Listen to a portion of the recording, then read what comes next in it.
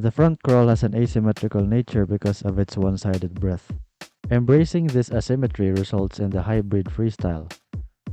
On one side is the tempo timing, or better yet, the kayak timing, and on the other side is the front quadrant timing.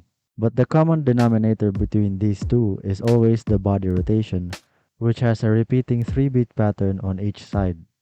Let's listen to this variation in full speed.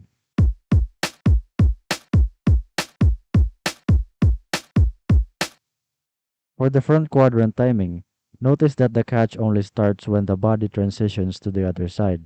Most of the body is underwater in this portion, hence the deep drum beat.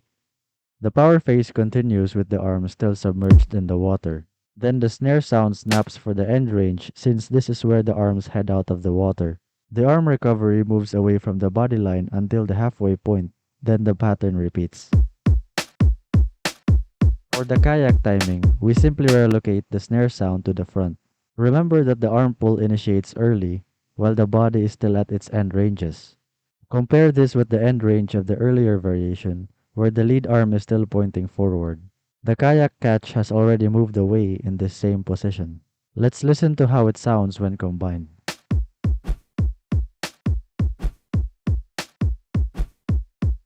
The arrangement is similar to the kayak timing, but we replaced one of the end ranges with a new beat to mark the breath. The process of inhalation will always cause the breathing side to be slightly longer.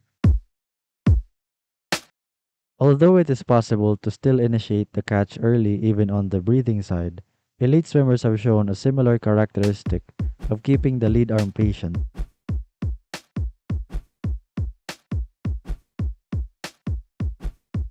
But this is not necessarily a silver bullet. In fact, as we move closer to the shorter events below the 200, both sides may start to use the kayak timing exclusively. The question is, how do we sneak the breath in without disrupting the stroke cycle?